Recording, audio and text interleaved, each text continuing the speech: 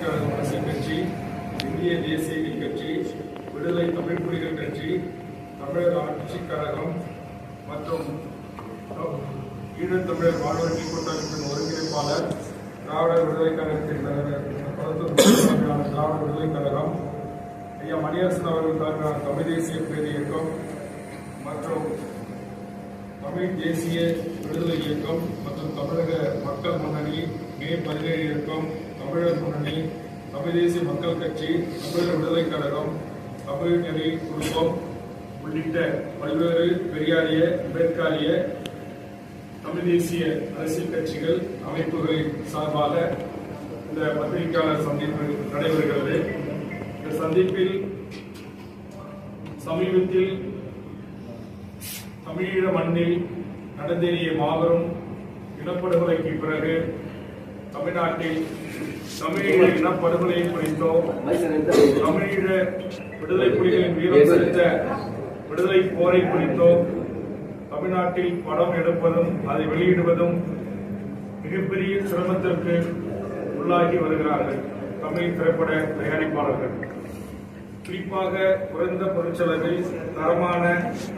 மக்களுக்கான படங்களை எடுத்து வெளியிடுவது என்பது தமிழ்நாட்டில் சமீப காலமாக மிகப்பெரிய நெருக்கடியை அவர்கள் சந்தித்து வருகிறார்கள். அந்த வகையில் கருணாஸ் அவர்கள் தயாரிப்பில் நம்முடைய காமாட்சி அவர்களுடைய விநியோகத்தில் நம்முடைய திரு கிட்டு அவர்களுடைய இயக்கத்தில்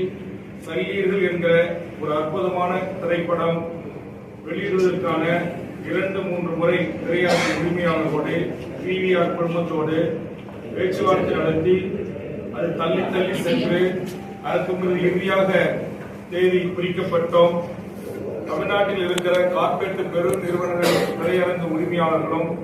பிவிஆர் திரையரங்கு உரிமையாளர்களும் விடுதலை புலிகளை சார்ந்த படம் என்றாலோ,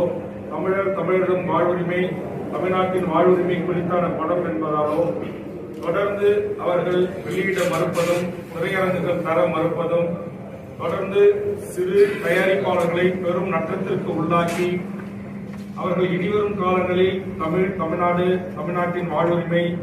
தமிழ் சமூகத்தின் மிக முக்கியமான பிரச்சனைகள், தமிழீழ மண்ணில் நடந்தேறிய இனப்படுகொலை, தமிழ் சமூகம் சந்தித்த பேர் அவலங்களை குறித்து இளைய தலைமுறை திரு கிட்டு போன்ற இயக்குநர்கள், இன்னும் பல்வேறு புதிய இயக்குநர்கள் எடுக்கின்ற படங்களை தொடர்ந்து புறக்கணிப்பதும், திரையரங்கு தராமல் அவர்களை அலகழித்து இழுக்கடித்து